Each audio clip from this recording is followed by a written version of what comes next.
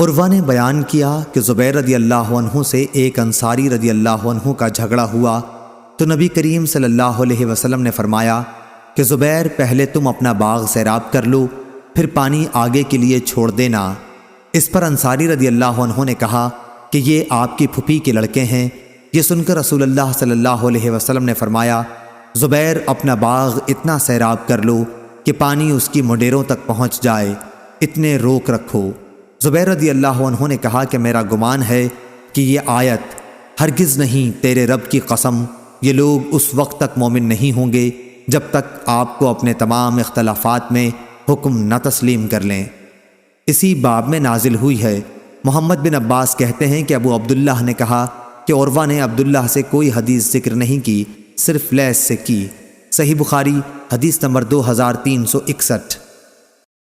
عروہ بن زبیر رضی اللہ عنہ نے بیان کیا کہ ایک انصاری مرد نے زبیر رضی اللہ عنہ سے حرہ ندی کے بارے میں، جس سے کھجوروں کے باغ سیراب ہوا کرتے تھے، جھگڑا کیا۔ رسول اللہ صلی اللہ علیہ وسلم نے فرمایا زبیر تم سیراب کر لو، پھر اپنے پڑوسی بھائی کے لیے جلد پانی چھوڑ دینا۔ اس پر انصاری رضی اللہ عنہ نے کہا جی ہاں، آپ کی پھوپھی کے بیٹے ہیں نا؟ رسول اللہ صلی اللہ علیہ وسلم کا رنگ بدل گیا۔ آپ نے فرمایا اے زبیر تم سیراب کرو یہاں تک کہ پانی کھیت کی منڈیروں تک پہنچ جائے۔ اس طرح آپ نے زبیر رضی اللہ عنہ کو ان کا پورا حق دلوا دیا۔ زبیر رضی اللہ عنہ کہتے ہیں کہ قسم اللہ کی یہ آیت اسی بارے میں نازل ہوئی تھی، ہرگز نہیں، تیرے رب کی قسم اس وقت تک یہ ایمان والے نہیں ہوں گے جب تک اپنے جملہ اختلافات میں آپ کو حکم نہ تسلیم کریں۔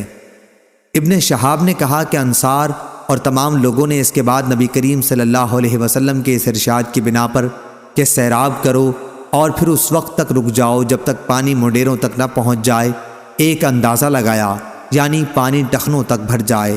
صحیح بخاری حدیث نمبر 2362۔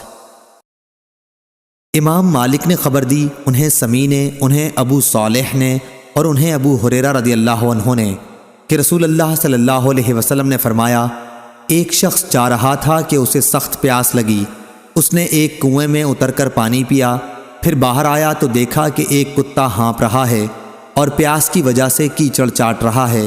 اس نے اپنے دل میں کہا یہ بھی اس وقت ایسی ہی پیاس میں مبتلا ہے جیسی ابھی مجھے لگی ہوئی تھی۔ چنانچہ وہ پھر کنویں میں اترا اور اپنے چمڑے کے موزے کو پانی سے بھر کر اسے اپنے منہ سے پکڑے ہوئے اوپر آیا اور کتے کو پانی پلایا۔ اللہ تعالیٰ نے اس کے اس کام کو قبول کیا اور اس کی مغفرت فرمائی۔ صحابہ رضی اللہ عنہم نے عرض کیا یا رسول اللہ صلی اللہ علیہ وسلم کیا ہمیں چوپاؤں پر بھی اجر ملے گا؟ آپ نے فرمایا ہر جاندار میں ثواب ہے۔ اس روایت کی مطابقت حماد بن سلمہ اور ربیع بن مسلم نے محمد بن زیاد سے کی ہے۔ صحیح بخاری حدیث نمبر 2363۔ نافع بن عمر نے بیان کیا، ان سے ابن ابی ملیکہ نے اور ان سے اسماء بنت ابی بکر رضی اللہ عنہا نے کہ نبی کریم صلی اللہ علیہ وسلم نے ایک دفعہ سورج گرہن کی نماز پڑھی، پھر فرمایا ابھی ابھی دوزخ مجھ سے اتنی قریب آ گئی تھی کہ میں نے چونک کر کہا اے رب کیا میں بھی انہی میں سے ہوں؟ اتنے میں دوزخ میں میری نظر ایک عورت پر پڑی۔ اسماء رضی اللہ عنہا نے بیان کیا مجھے یاد ہے کہ آن حضرت صلی اللہ علیہ وسلم نے فرمایا تھا کہ اس عورت کو ایک بلی نوچ رہی تھی۔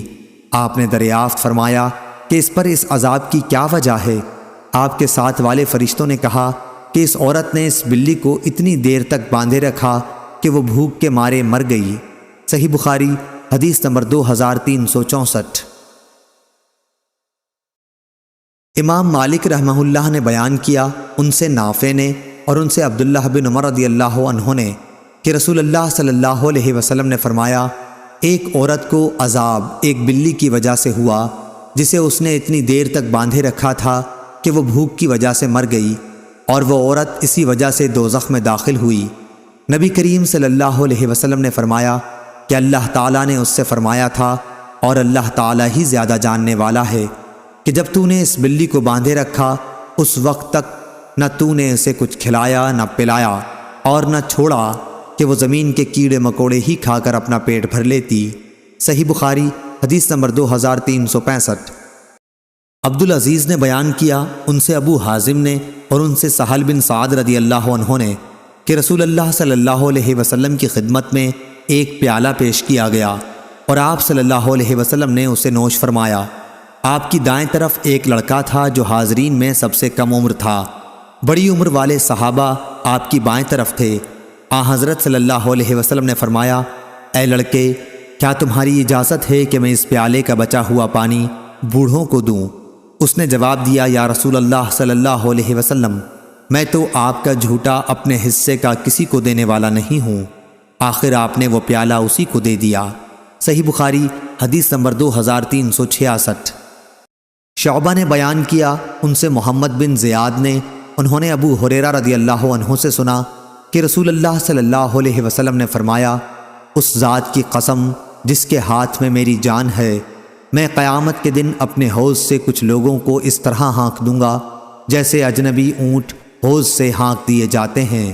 صحیح بخاری حدیث نمبر 2367۔ معمر نے خبر دی، انہیں ایوب اور کثیر بن کثیر نے، دونوں کی روایتوں میں ایک دوسرے کی بنسبت کمی اور زیادتی ہے، اور ان سے سعید بن جبیر نے کہ ابن عباس رضی اللہ عنہ نے بیان کیا کہ نبی کریم صلی اللہ علیہ وسلم نے فرمایا، اسماعیل علیہ السلام کی والدہ حضرت ہاجرہ علیہ السلام پر اللہ رحم فرمائے کہ اگر انہوں نے زمزم کو چھوڑ دیا ہوتا، یا یوں فرمایا کہ اگر وہ زمزم سے چلو بھر بھر کر نہ لیتی تو وہ ایک بہتا چشمہ ہوتا۔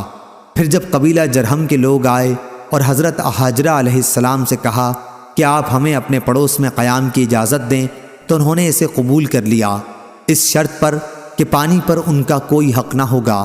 قبیلے والوں نے یہ شرط مان لی تھی۔ صحیح بخاری حدیث نمبر 2368۔ سفیان ثوری نے بیان کیا، ان سے عمرو بن دینار نے، ان سے ابو صالح سمان نے، اور ان سے ابو ہریرہ رضی اللہ عنہ نے کہ رسول اللہ صلی اللہ علیہ وسلم نے فرمایا، 3 طرح کے آدمی ایسے ہیں جن سے قیامت کے دن اللہ تعالیٰ بات بھی نہ کرے گا اور نہ ان کی طرف نظر اٹھا کے دیکھے گا۔ وہ شخص جو کسی سامان کے متعلق قسم کھائے کہ اسے اس کی قیمت اس سے زیادہ دی جا رہی تھی جتنی اب دی جا رہی ہے، حالانکہ وہ جھوٹا ہے۔ وہ شخص جس نے جھوٹی قسم عصر کے بعد اس لیے کھائی کہ اس کے ذریعے ایک مسلمان کے مال کو ہضم کر جائے۔ وہ شخص جو اپنی ضرورت سے بچے پانی سے کسی کو روکے، اللہ تعالیٰ فرمائے گا کہ آج میں اپنا فضل اسی طرح تمہیں نہیں دوں گا جس طرح تم نے ایک ایسی چیز کے فالتو حصے کو نہیں دیا تھا جسے خود تمہارے ہاتھوں نے بنایا بھی نہ تھا۔ علی نے کہا کہ ہم سے سفیان نے عمرو سے کئی مرتبہ بیان کیا کہ انہوں نے ابو صالح سے سنا، اور وہ نبی کریم صلی اللہ علیہ وسلم تک اس حدیث کی سند پہنچاتے تھے۔ صحیح بخاری حدیث نمبر 2369۔ لیث نے بیان کیا، ان سے یونس نے، ان سے ابن شہاب نے، ان سے عبید اللہ بن عبداللہ بن عتبہ نے، اور ان سے ابن عباس رضی اللہ عنہ نے کہ صعب بن جسامہ لیثی رضی اللہ عنہ نے بیان کیا کہ رسول اللہ صلی اللہ علیہ وسلم نے فرمایا، چراگاہ اللہ اور اس کا رسول ہی محفوظ کر سکتا ہے۔ ابن شہاب نے بیان کیا کہ ہم تک یہ بھی پہنچا ہے کہ نبی کریم صلی اللہ علیہ وسلم نے نقی میں چراگاہ بنوائی تھی، اور حضرت عمر رضی اللہ عنہ نے صرف اور ربضہ کو چراگاہ بنایا۔ صحیح بخاری حدیث نمبر 2370۔